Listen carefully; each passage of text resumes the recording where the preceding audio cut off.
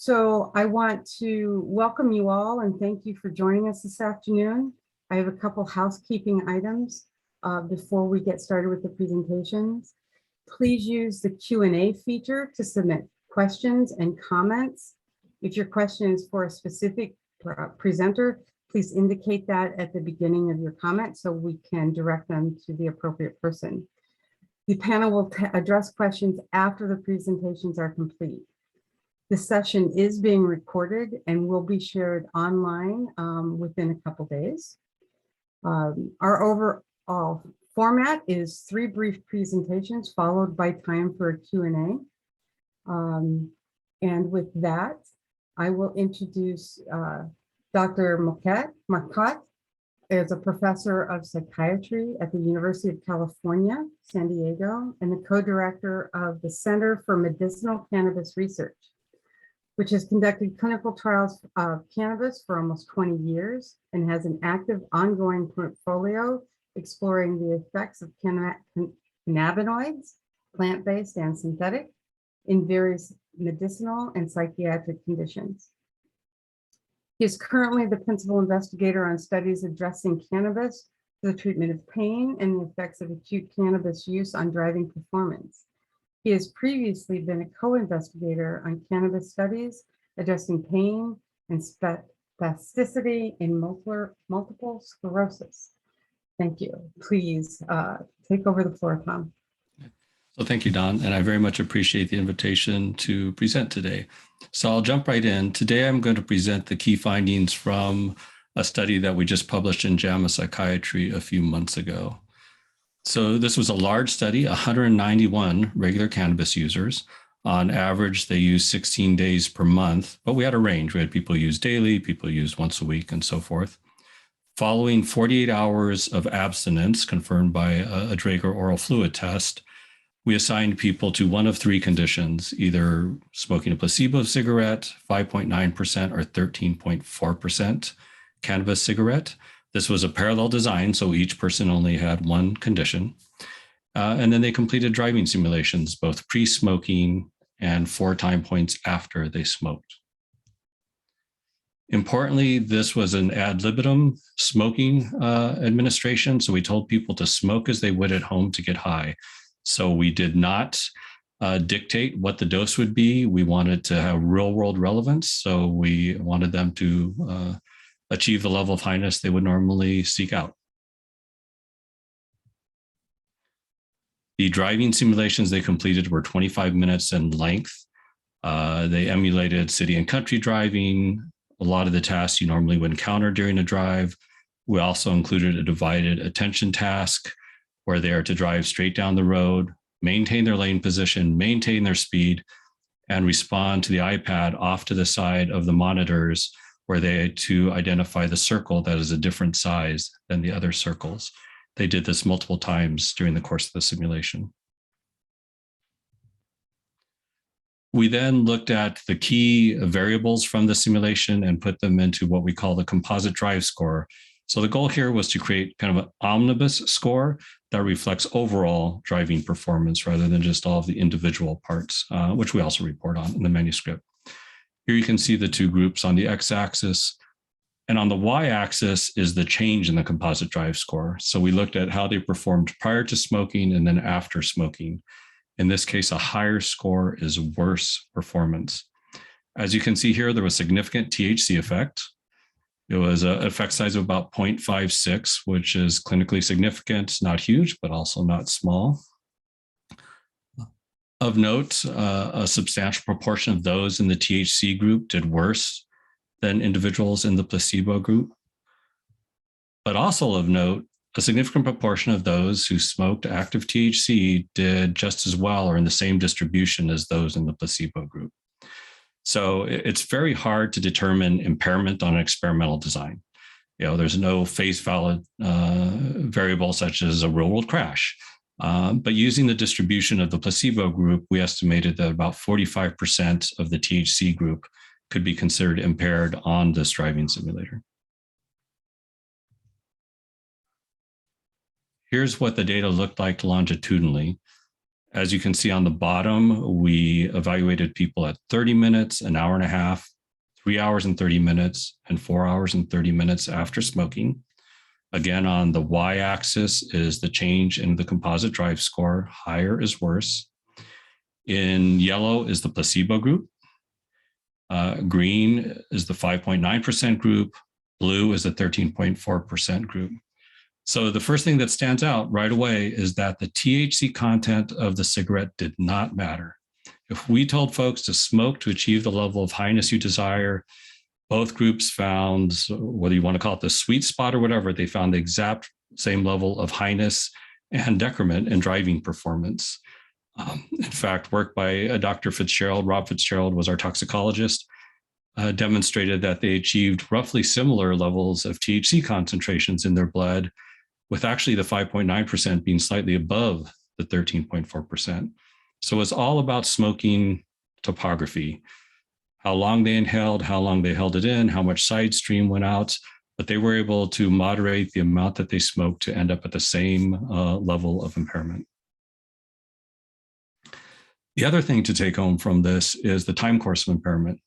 So as you can see, at 30 minutes, the group was doing significantly worse, doing equally poorly at an hour and a half.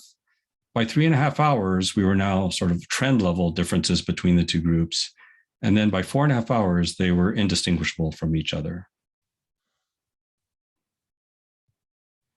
We were also interested in perceptions of impairment. So we asked participants after they smoked, but before they drove, how impaired are you to drive? So here on the right-hand side is the y-axis. And as you can see, although they reported being somewhat impaired at 30 minutes, by an hour and a half, they felt it was wearing off. By 3.5 hours, feeling even better, and so forth. We also asked them, well, regardless of how impaired you feel, would you drive in your current state? And this is the percentage of people who would not drive in their current state. About half the people at a half hour said they would not drive, but by 90 minutes, we're now down to 30% saying they were willing to drive, and it continued to drop as time went on. Now, if you think back to the previous slide and we look at the composite drive score, if we recall at 30 minutes, we saw significant decrement in driving, and that did not change at an hour and a half, right? They were doing about as poorly as they were at 30 minutes. And then we started seeing recovery at about 3.5 hours, with full recovery at 4.5 hours. So a primary area of concern is this hour and a half point where people are feeling the impairment is wearing off. They're feeling they can do better. They're more likely to go on the road when in fact, objective testing indicates that they're really not doing any better. They're just as poorly, doing just as poorly on the simulator as they were at 30 minutes. So even people have the best intentions that say at a half hour, I'm not going to drive, I'm too stoned, may feel it's wearing off at an hour and a half. The concern here is perhaps driven home by this slide. We are looking here at the amount of time that was spent off the right shoulder of the road. So they did not crash, but they veered out of their lane. If you recall that divided attention task, the iPad was on the right-hand side of the monitor. So when they did that task, they tended to drift that direction. So on the y-axis is the amount of time they spent over the shoulder. And as you can see, at 30 minutes, the placebo and THC groups were trend level difference, but not statistically different. However, at an hour and a half, there was statistical significance in terms of the differences. And at least my hypothesis is that this is a time when people are feeling the impairments wearing off, they're becoming less vigilant, and they're more likely to make some of these dangerous decisions. Now, we know that per se laws of sort of are getting out of favor, and this slide shows perhaps a good reason why that is the case. I know others have reported on the lack of correlation in the past with THC concentrations and performance. In this case, we're looking at 128 individuals who got active THC. And on the x-axis, you see their blood THC concentration right after smoking. On the y-axis, again, is the composite drive score. And as you can see, there is just no correlation. So as we know, it's really what is happening in the brain that is important. It's not what is circulating in the blood. And then the last data slide here is looking at tolerance. The way I approached tolerance was to look at the likely overall amount of THC exposure they've had in the last 6 months. So we asked them how frequently did they use and how much did they use when they use. Obviously, it's a crude estimate, but it's the best self-report we can get. And I looked at that distribution of all those THC levels and chose the top quartile, or the top 25%, as being high use intensity, the lowest 25 percentile being low, and then the middle, sort of the 25th, 75 percentile of the distribution. And as you can see here, those who had the highest use intensity in the last 6 months achieved significantly higher blood THC concentrations after smoking, whereas those who were the less frequent users had much lower THC levels after smoking. Of interest, though, was looking at their composite drive score. Here are those same 3 groups, and looking at their composite drive score, there was no significant difference between the 3 groups. So we are seeing evidence of behavioral tolerance in the high exposure group, and that they could have significantly higher blood THC concentrations, but do no worse than people who have significantly lower THC concentrations. But the other thing that this drives home is when you tell people to achieve the level of highness they desire, people who are regular users may adjust for that behavioral tolerance by ingesting more THC. So the bottom line was they also did no better than people who had lower THC levels. So they adapted for the fact that it takes more to get them high by ingesting more, and ended up being just as poor on the simulator as the other groups. As I mentioned, this study was published in JAMA Psychiatry a couple months ago. I know not everyone has access to JAMA. It requires membership, but we made sure to make it open access. So if you seek it out, you can download it for free. JAMA also selected our article as one of their monthly podcasts. So if you want to hear Dr. Fitzgerald and myself talk about the methods and the implications, there's an interview on that site as well. We're currently finishing up analyses of the field sobriety test. We had fantastic collaboration from the California Highway Patrol, who did field sobriety tests on all of these 191 participants. So that's a manuscript that we'll be finishing up in the next month or so. We're also depending on COVID here, hoping in the next month or two to get started on a study of alcohol and cannabis, as well as a collaboration with the DMV looking at on-road performance on the CHP test track. Both of these studies are funded by the California Highway Patrol and in close collaboration with them. If you're interested in any of the toxicology findings, Dr. Fitzgerald Group has published a couple manuscripts back in 2021, and we want to thank the state of California that had the foresight, especially these particular assemblymen, to fund this study when they saw legalization beginning to take place. Thank you for your attention. If you want to follow up, here's my email address. Here's our website. If you have any interest in medicinal cannabis, we're actually having our annual Medicinal Cannabis Symposium. It's a scientific symposium tomorrow and Friday. It's free. You could go to the website and register if it's something of interest. And thank you for your time. Thank you very much. I think we're going to move forward. Ashley, if you go ahead and put up your slides. Dr. Brooks Russell is an associate professor at the Colorado School of Public Health and is the director of the Injury and Violence Prevention Center. Her Ph.D. is from the University of North Carolina, Chapel Hill, after which she completed a postdoc at NIH. Her interests include adolescent health with a focus on preventing injury outcomes such as violence and suicide prevention. Dr. Brooks Russell currently directs Healthy Kids Colorado Survey and Smart Source Survey. Her current research investigates cannabis impaired driving. And I'll hand the floor to you. Thank you, Dawn. It's such a pleasure to present today and present with the other panelists. I think our data and studies are nicely complementary in presenting a fuller picture of this complex topic. I have no conflicts of interest to disclose, and I want to start by acknowledging the investigative team from multiple institutions here, my co-PI, Dr. Kosnet, and co-Is, including Dr. Tim Brown, who is presenting next. And the data I'll be presenting today was funded by the Colorado Department of Public Health and Environment. So to highlight some similarities and differences from the prior study, for this work, we used an observational design within subjects design where participants served as their own control, their own comparison. And the participants brought their own personal cannabis flower product that they purchased at a retail dispensary. So we did not use federal cannabis for this study. We recruited 3 types of participants: people who use daily, people who use occasionally, just once or twice a week, and then people with no current cannabis use, for a total sample of 85 participants. We asked them to be abstinent overnight and did then our sober baseline assessments. They smoked for up to 15 minutes, the flower they brought, and then we administered the assessments a second time, starting about 15 minutes after the end of their smoking. I think it's helpful to highlight how this work is done, given that we do not use federal cannabis. We could not conduct this study on our campus. And this is a picture of the research site in which the study was conducted. So perhaps we can talk more about the limitations of research in this area, but I think this image illustrates some of that. Our primary outcome for this study was a driving simulator from NADS, National Advanced Driving Simulator, and it's a mini sim.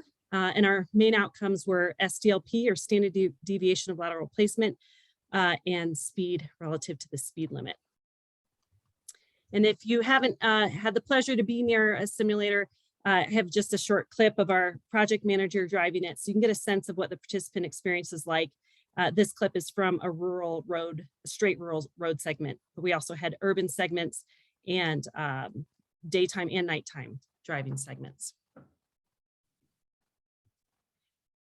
And now to share some results. This is our baseline blood level. So this is after abstinence. And you can see here, as we expected, the non-use and occasional use group had no THC in their blood, but the daily use group did have THC with a range. In Colorado, our permissible inference limit is 5 nanograms. So you can see there's some participants above that at baseline after abstinence. The scale on the left, I should point out, goes from 0 to 25. And on this next slide, the scale is much different. It goes from 0 to 150. So some similarities with the prior study in terms of the achieved blood levels. The daily use group, of course, much higher than the occasional use group.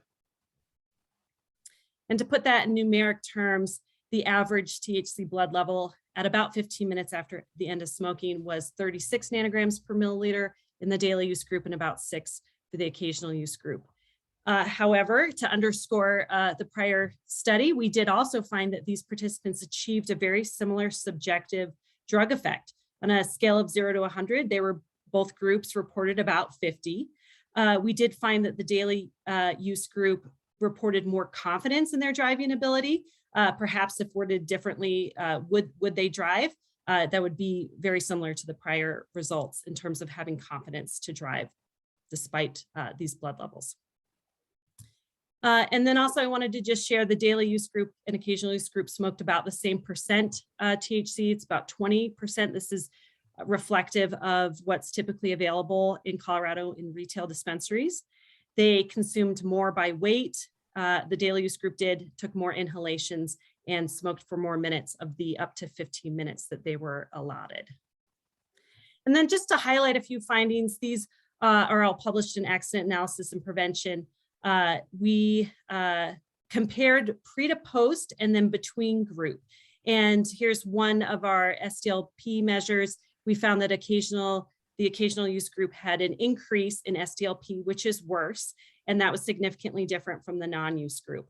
The pattern was similar for the daily use group, but was not significant on this particular outcome, but was on another that I didn't include for time. As it relates to speed, we found that our daily use group drove slower after smoking, and that this difference was significant compared to the occasional or non-use group.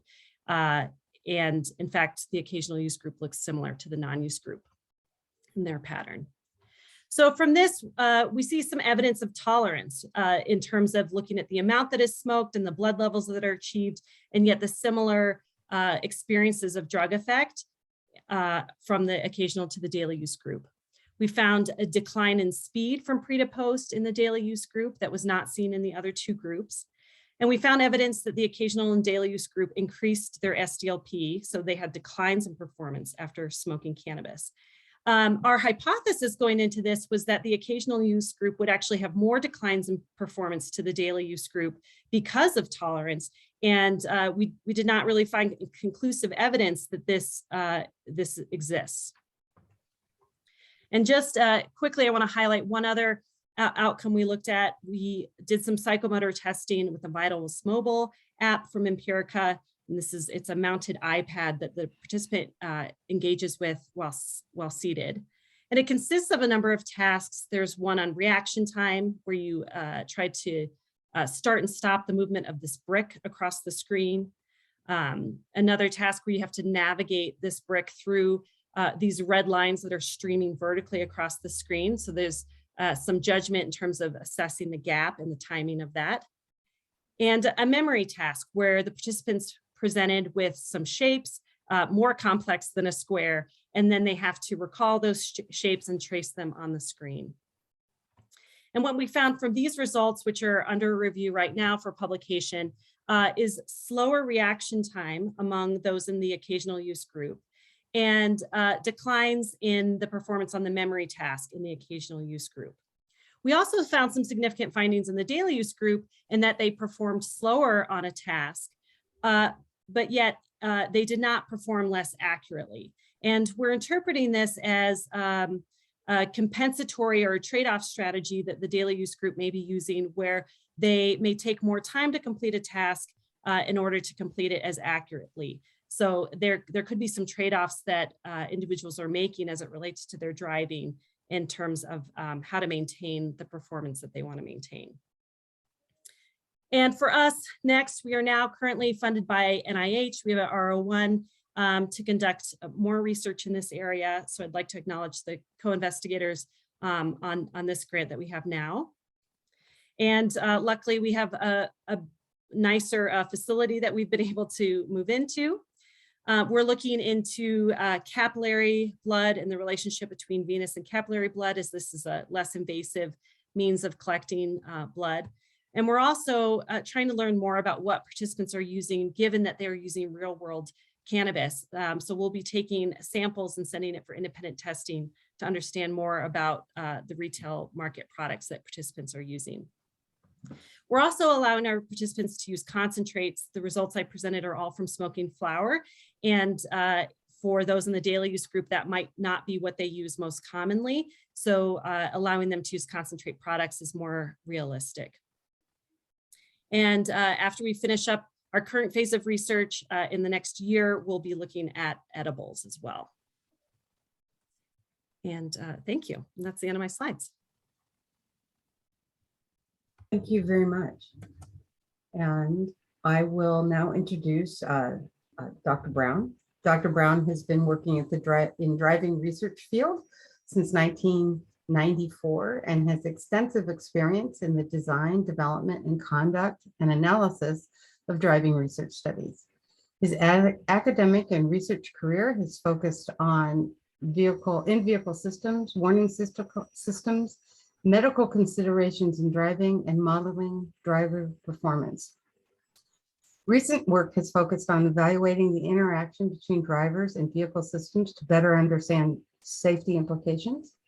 Additionally, he is currently a member of the National Academies of Sciences Transportation Research Board Committee on Impairment in Transportation, the Association for the Advancement of Automotive Medicine, and the International Council on Alcohol, Drugs, and Traffic Safety. Dr. Brown. Thank you, Dawn, and thanks, Tom and Ashley, for covering a lot of the topics. I'm going to kind of delve right in on, we have the pleasure of being the people doing cannabis research in a state where cannabis use is not legal. And so we have some additional challenges that we deal with on our end that are not necessarily faced by folks who are doing it in other environments. So with that having been said, I'll kind of delve right into some of the work we've been doing over the last year and kind of touch on some of the stuff that's upcoming as we move on before we move into the kind of the Q&A panel session portion of the day.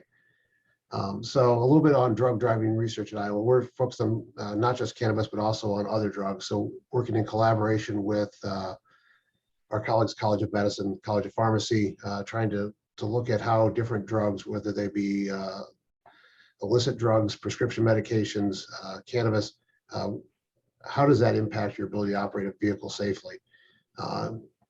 And critical to that really does come into the question about impairment versus drug use. What we know is that many of these drugs, cannabis in particular, will show up in the system for long after you've used it. And we want to be able to reliably and accurately detect whether or not you're impaired.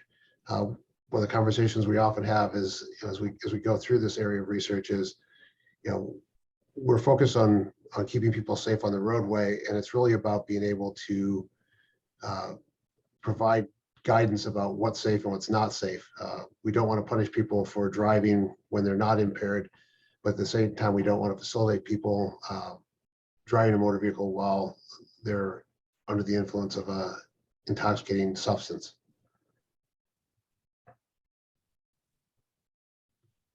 So a little bit more on the cannabis research in Iowa. And as I said, we're a state where cannabis use is not legal.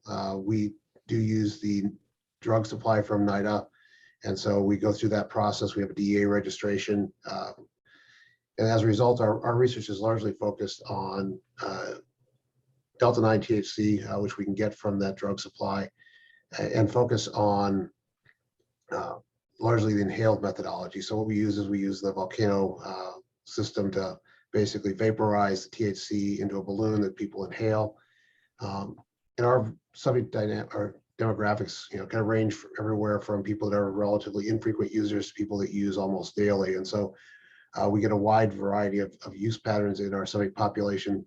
Again, who we recruit depends on what the particular study is. But a lot of the studies, some of the studies focus on people that use less frequently, while others will allow daily or near daily use. And again, similar to the drug use in general, we want to be able to focus on acute drug use detection. How do we differentiate that from impairment? And is there a way to actually detect whether or not a driver is impaired while they're operating a vehicle under the influence of cannabis, in this case, or other drugs? So we're going to delve into some of the research we've had published over the last year or so.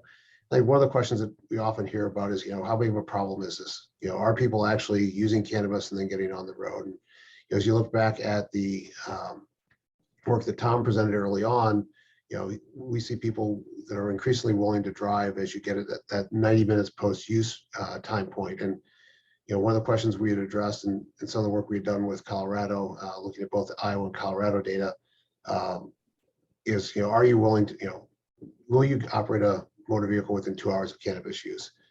And, what we see is that, yes, there are a lot of individuals who will use it. Not everyone, even our most frequent users, not 100% of them are using it, but, we're over 80% of those that use, 2 out of 3 days or more are reporting in the last month having driven after using cannabis. And that delves down to about 30% of those that use, 1 to 10 times a month. When we look at more broadly at that, and we look at, what is the frequency at which they do get behind the wheel after they use. And so on the right-hand side, you see the graph, and that's kind of the percent of days where they drove within 2 hours of use when they used. And when we look at our least frequent users, we see a lot of people down there that's 0%. So a lot of our infrequent users choose not to, but there are still some that use that use every day. When we move over to our most frequent users, you see an increasing number that are using 100% of the days that they drive within 2 hours of use. But we still see a good smattering down at the bottom of people who are using almost every day or nearly every day, but are still not driving at any point when they're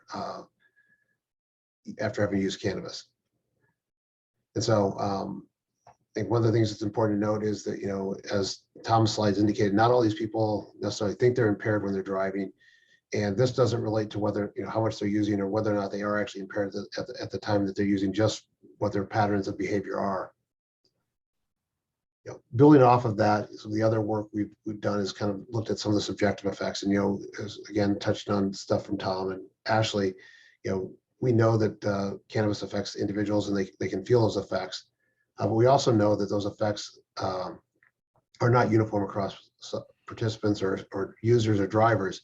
And so as we look at that, one of the questions that comes into play is there any relationship between how they feel or how the cannabis makes them feel and what we observe when they're driving? And so we kind of tried to dig into that a little bit, and we had some success at being able to tie the patterns of effect to the patterns of changes in performance. And as may not be surprising, those that get a more sedated effect, as exampled by the subject D, who's got the more vertical pattern there. And this is from a BAS scale, so 100-point scale, where they rate their level of feeling in each of these areas.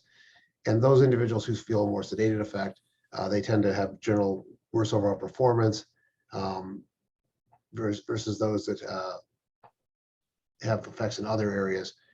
But at the end of the day, when we look at outcomes, having acutely used cannabis, and so driving in this 2-hour window after cannabis use, that's pretty indicative of changes in vehicle controls related to standard deviation lateral control, so the ability to keep the vehicle straight in the lane. And so even though we see some effects, particularly on the input side or the vehicle control side, that are related to how you feel, we still see a general effect of decreased performance by individuals who have used cannabis. One of the other areas building off of that has been our work with advanced brain monitoring, using their EEG system and looking at how individuals who have used cannabis, what is the effect on their ability to perform cognitive assessments, and what does that look like in terms of what's going on in their brain, both while doing those and then subsequently while they're driving. And so this work has been done towards identifying biomarkers of acute cannabis use and intoxication. And there's been some very promising work there, particularly related to the slow theta, where we see very distinct patterns. So if you look in the upper right-hand portion of the slide, what you see is you can see very distinctive patterns between the placebo, where we see a lot more activity in the slow theta area, and is much suppressed in the subjects who have recently used THC. And so I think that's a very promising indicator, being able to differentiate between those subjects. There are also some patterns with regard to gamma, which is a higher frequency, not quite as pronounced as the other, but again, what we see here is that on the left and right central EEG channels, we do see very distinct differences, more distinct differences as we look in the resting state power there. And if you've got interest on the EEG side, there's a lot more detail in the publications we have on that, and I'm happy to share those out as well. And then I'll touch very briefly on this. Tom's already done a good job of covering this, but just because you give somebody a higher dose doesn't mean that they're going to get more impaired. We looked at 2 doses, again, 6.5% and 10.5%, and we will look at the THC that winds up in the blood. And ours is a little bit later than theirs. Ours is at 23 minutes after dose, whereas I think Ashley and Tom have presented blood levels that are closer to that peak. What we see is a very distinct difference there, where we found that when we looked at that, we saw individuals who at the 10.5 had a much lower THC at that point compared to those that were in the 6.5. Then we delve into that. What does that mean for performance? We don't see effects when we look at, we don't see the trend where you would expect in terms of performance, which again is consistent with what Tom has talked about. And when we look at that, it didn't make a lot of sense to us at first. We had to dig into it some more, but if you take a second look at it, and you look at changes in SDLP, and you kind of break this into those that got kind of a lower peak THC concentration, those versus those that are higher. So those that were below 11.25 is the threshold we use, and then those that were above that. And when we bend them like that, we see a pattern that's more what we expect, which is lower peak THC concentrations produce smaller effect in general compared to the higher THC concentrations. And then you also get this quirky thing that we deal with here, which is high intake, which is we had some individuals who used THC in their system when they came in, and we had to deal with them a little bit separately because they had higher than expected THC concentrations, above that 5 nanograms per milliliter, which caused us some concern about how recently they used. So real briefly touching on upcoming research is kind of continuing this, looking at how do usage patterns impact changes in performance. Ashley's talked a bit about that. We want to delve into that some more. Also method of administration. And there's a lot of work still left on this brain activity subjective effects, and we want to dig into how that relates to observed driving errors. So we've recorded errors that are made along the drive, and we're in the process of digging into that and seeing if we can see particular things that are going on in the brain that may be indicative of what we're seeing there. And lastly, one of the important topics is how do we assess whether or not somebody's impaired, both either roadside or in a vehicle. And there's a lot of work that we've got going in that area as well. So with that, I'm going to turn it back over to Dawn and move us into the next phase of this. Thanks for your attention. Thanks, Tim. So we do have some questions that came in through the Q&A. And I'll start with the first one, since this came in during Tom's presentation. I'm just going to read it. It's a little bit lengthy. If THC causes even the mildest amount of impairment for unsafe driving, potentially causing fatalities, what measures are in place to measure accurate THC levels for time of crash? For example, if Leos do not have the authority to measure for up to an hour after, the level of THC in the driver's system may have decreased to a safe, in quotes, safe level in comparison. Curious as many states try to legalize recreational use, we want to make sure they're safe while driving and have repercussions should they drive under the influence. And I'll open this up to any of the panelists. Well, I'll just say it's a great question and it's a terrific problem. I think it's well known by prosecutors and law enforcement that the rapid distribution of THC, something like 90% is out of the blood within an hour, to the brain makes it really hard to use any correlation between blood levels and determine level impairment. You might be able to make something of someone having a really high THC concentration, but low concentrations, 2, 5, 10, don't tell you much, because if someone's a regular user, they may have those chronic low concentrations and not be impaired. And as you saw from our data and other people, Marilyn Hustis has done data where someone can be impaired and still be at 2 or 5 nanograms because it's distributed to the brain. It's no longer in the blood. So I think it's a real challenge for everyone to deal with trying to get blood levels that mean something when it comes to THC. That's at least my own take. I think Tom's done a great job of covering. I think there's technologies out there that everyone's trying to dig into, and there's procedures in place. I think many of the states have been looking at just processes to get blood collected or samples collected more accurately, closer to the time of arrest or a crash, whether that's deploying phlebotomists. I think some of the work Ashley is doing, looking at the device for capillary blood, that has potential that may be easier to use in the field and get a blood sample more quickly. We know that there's technology out there like the Drager device that provides some information, but as we look at that, there's still questions about of that versus as a screening test versus an exact measurement that tells you that someone has been driving at a level that's impaired. I think that's the golden question. How do we tie this back, and how do we say that and quantify their level of impairment at a particular time point versus just that they've got some drug in their system? I think that's what a lot of companies are interested in trying to move into. So I'll just reference, I'll let you talk, Ashley. Sorry, just quickly, in our stadium, probably in Ashley's too. So we had them smoke, and when they finished smoking, we gave 2 minutes for the room to clear, and we were in there right away drawing blood. So at the peak level, so even trying to get the peak levels and relate that to impairment just did not work in our case. And that was 128 people. I think, Ashley, maybe you have some data. I think it was you looking at sort of occasional users. You see a little more of a correlation, and we, in terms of THC levels and performance, or I forget if it was your group. And we see a little bit of that too, but the problem is, for practical terms, we don't know who's an occasional user when you go out into the field. Yeah, and I think that's the challenge that we don't have the solution to, is how do we identify an objective measure given the challenges with blood, and we're so used to that paradigm with alcohol, and it's just not tenable. So how do we refocus on objective measures of impairment that potentially could generalize with polydrug use, with fatigue, with any kind of cognitive issues? And so the focus is on how someone's driving and not on blood levels.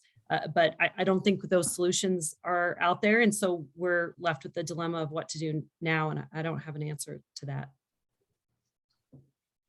I think the one good thing on that front is that we know, based on conversations, that there's a lot of companies and innovators out there that are trying to push forward some ideas that may provide some objective measures that correlate well with observed impairment. The work we've done with ABM on the EEG seems to show some promise, but it's not a very roadside deployable sort of system.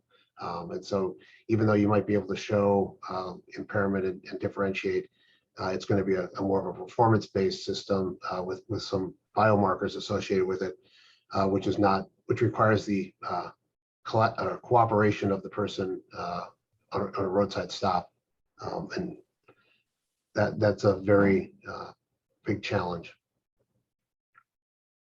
Thank you, all three of you. We have a couple questions that came in about the composite drive score, asking what does it consist of? Are you defining impairment as any differences in CDS from the control group? And does CDS correlate to an increased risk of being involved with an accident? Okay, that's a lot of questions. So the composite drive score, so we identified what we thought would be the most sensitive measures to impairment. So during that divided attention task, we looked at swerving, speed deviation, and accuracy on that task. We also included car following coherence. So there was a subtask where they had to follow a car that sped up and slowed down in front of them. Crude things like number of accidents did not differ between the two groups. So the composite drive score is comprised of these very sensitive, nicely distributed variables that we then, it's a lot to explain, that we then put into this, in essence, is sort of an overall Z-score. Determining impairment also gets a little complicated, but the general notion is that we looked at the distribution of the placebo group and said, okay, the people who do the 15th percentile worse in that group is a cutoff for impairment. That's based on decades of work in neuropsychology, et cetera, showing that it's a good cutoff. And we actually ultimately showed it to our reviewers for identifying impairment in the treatment group. So we use that cutoff to determine impairment in the THC group. It was not just anyone who's any different, because as you saw, the distributions overlap. If we use that criteria, you'd have two people called impaired if you took only people who did not perform similar to placebo. So that technique, we used that method, and it's also in the publication as well. What was the other question? Oh, in terms of prediction of crash, yeah, I have no idea in terms of real world crashes. It's a great question. I should go back and look at sort of the real outliers on the CDS, if they were more prone to having a crash in the simulation. Off the top of my head, I don't have the answer to that one. Okay. So this is a question directed to Ashley. There has been a great deal of discussion about the increasing THC concentrations or potency of products available to the public. What do we know about how people use these and the role they play in changing driving performance, including what we know about the duration of impairment? Yeah, I'll try to answer this quickly because there's so many interesting questions, and I think the presentations spoke to this somewhat. And I want to underscore something Tim showed in one of his slides about how people are using. And what we know is there's a bit of a bimodal distribution among those who currently use cannabis, with a large proportion using daily. So from the BRFSS, the Behavioral Risk Factor Surveillance System, it's about half of current current use is daily use. So that's a huge proportion of what we're looking at. And so I think that's important to keep in mind. This is not an extreme pattern of use. And what we see is clearly that blood level does not indicate subjective experience or performance. And clearly there's tolerance, and that more can be used over time without necessarily changing performance. And that finally, people just have a capacity to self-titrate. We thought a strength of our study was using retail market product that, you know, is like double what's federally available. And yet I think if we try to compare across our studies, the blood levels achieved and the subjective experience achieved are not very different. So it's our participants, I guess, with ad libitum use, you know, have a way of using how they want, regardless of our efforts to achieve a different experience. There have been studies trying to use controlled administration, and they also see a great, you know, take a puff, hold it in, okay, breathe out, puff in again, and you still see a variation in THC levels. People still manage to circumvent it. It's probably better than ad libitum in terms of controlling the dose, but it still is not perfect. Yeah.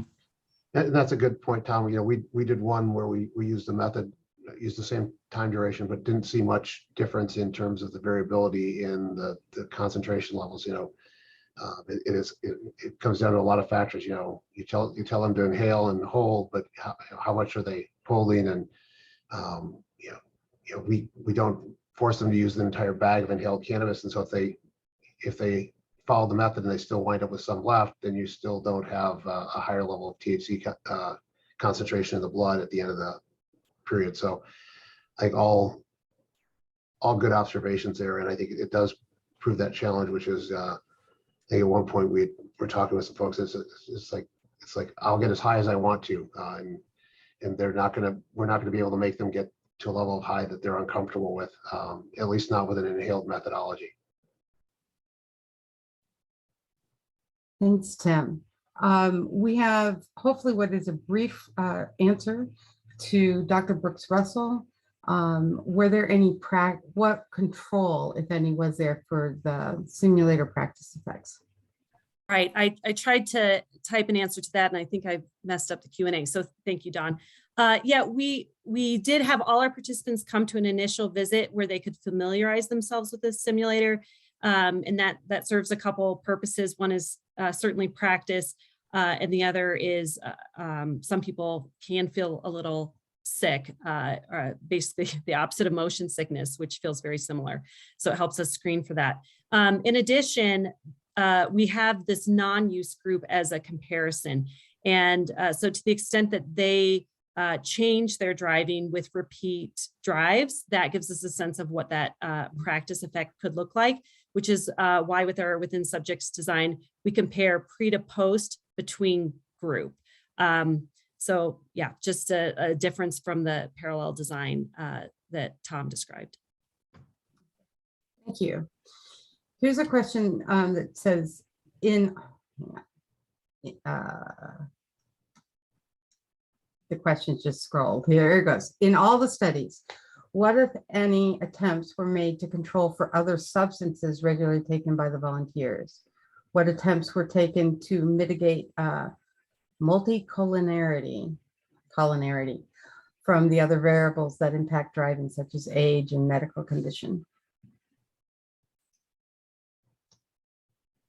Well, I can start it from our side, and it is a challenging issue. And what I will tell you is from our most recent study that we're involved with is that post-COVID, or wherever we're at in this COVID world, it's become increasingly more difficult. You know, we try to screen out for drugs that might interact or might change the effect of the cannabis. So if something might exacerbate the effects of cannabis, we don't want subjects to be using that in the study. And so we try to screen out and exclude people that are in that. But then it leads to this whole question that we've had recently, which is, what is a normal, healthy person when you're in this world where it seems like everybody is using a medication for something? And we were even joking around. It's like, I don't even know if I'd be eligible, even though I'm, because I use my allergy medicines in this random pattern depending on the allergies that are going on. So, I might take a Benadryl at night if my allergies have been particularly bad to kind of catch up on things instead of using my typical second generation antihistamine that I use normally. But that irregular pattern can have carryover effects. And so it is a challenge as you try to work your way through it.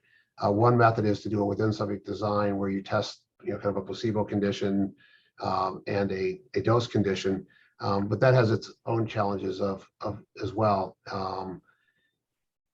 So I think there's not a great answer. I think the best we can do is try to balance it out and exclude things that we know have an effect.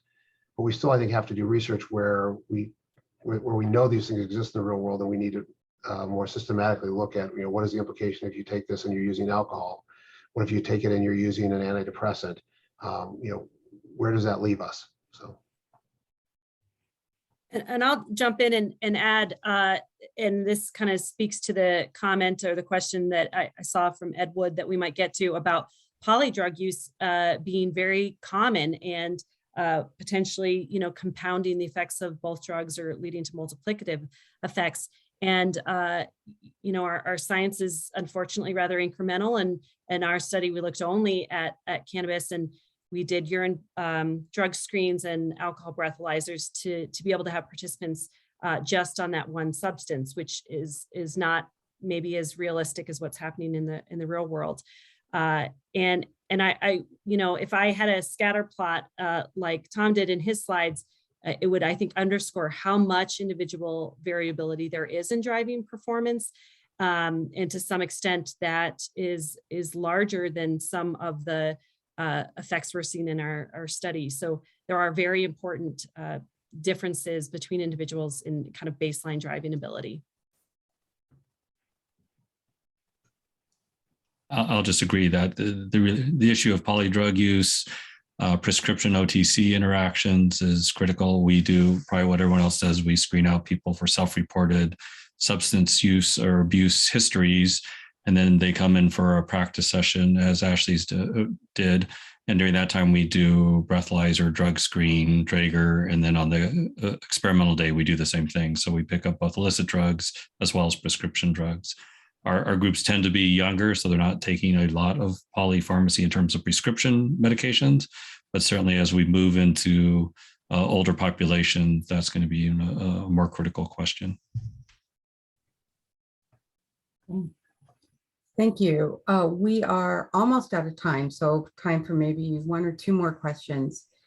Here's another one that came in during the presentation. It says, could any of you discuss the connection between current FSTs and MJ uses versus alternate tests that may be needed or used in the future that are more cannabis specific?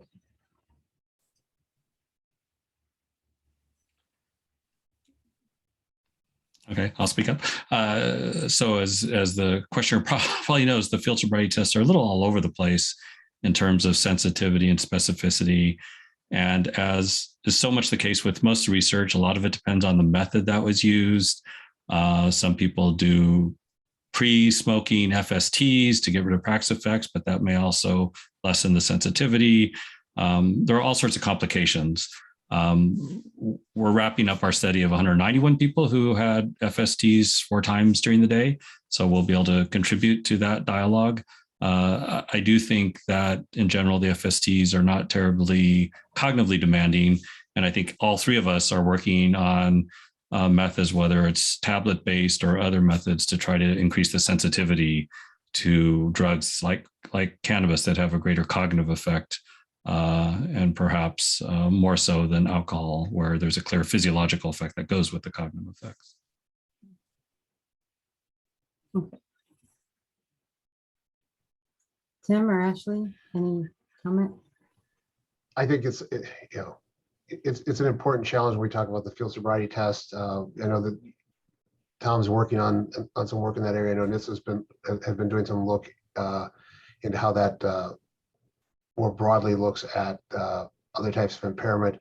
I think one of the things that I'm reminded of as we go through this area is that, when we're trying to deal with impairment, at least from a roadside stop, there's often the officer has observed some impaired driving at the point where the stop is made, and at a certain point, you're trying to figure out what the cause of that is. Is it the person, as Ashley's indicated, is the person just a bad driver? We've got people who have varying driving levels, or is it something that is an illegal aspect of driving? They're driving drunk, they're driving under the influence of a drug, they're driving while significantly fatigued, and that's causing their driving performance changes. So I think it's an important question to figure out how we differentiate those, and there are methods in place. I think the more we can do to make those more robust so that they stand up better in court and make that process smoother is important, because I think unlike alcohol, I think one of the observations is that for some of these drugs that are in play, you get juries that may not have an experience with what it means to have had that drug in their system and understand what it implies, whereas with alcohol, lots of jurors have that personal firsthand experience. Thanks. So we've got just a couple minutes, and there have been a few questions come in that basically sum up to what is impaired driving and how much THC levels, what THC levels impaired driving. So I think I know your answer, but I'm going to give you a chance to respond. Yeah, it can't be said that there is a level of it. It depends. I will say Jan Remakers has a really nice article talk about individual variability in response to THC. So it is very complex, and as all of our studies are showing, unfortunately, there's no easy answer to that, either in terms of intake or the amounts in blood concentration or the product that you're giving. It is not easily answerable. Okay. Yeah, I agree with Tom and Ashley. I in prepping my stuff, I had some nice slides that show THC concentration on one side and just different driving performance measures, and just trying to relate those back. And there's no great pattern, but as Ashley indicated, potentially for less frequent users, there's more of a pattern there. Whereas the higher THC concentration for users that are yet less frequent users, there seems to be a more significant trend there, at least in the data that we've seen.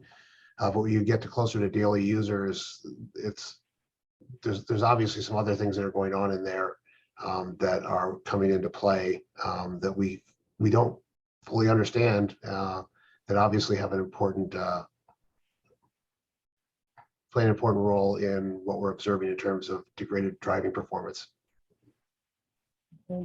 Don, I know we're close to wrapping up, and there were so many great questions. I just want to make sure that we say that I think we're all able to be contacted by email. I know my email's very easy to find on the internet, and I'd welcome anyone to email me if we couldn't. If you have questions about the work I presented, please feel free to reach out. Happy to correspond with you. And we Thank are. you.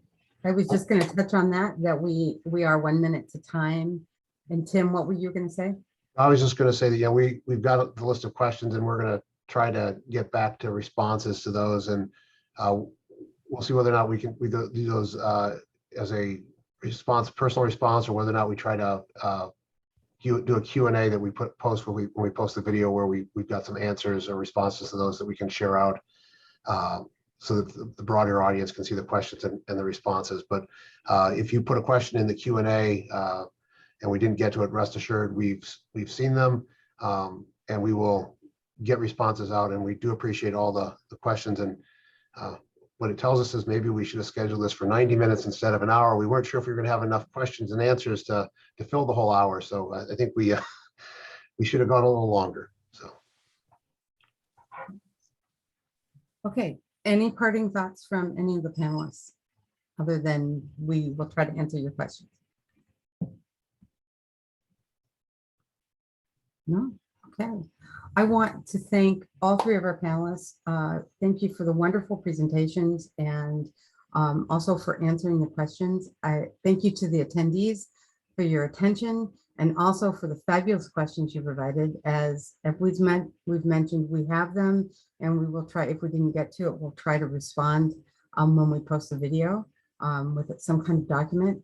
We also did have a question about the slides, if they'll be shared. So I'll be checking with the presenters about that. And with that, I think we'll go ahead and close the session. And I thank everyone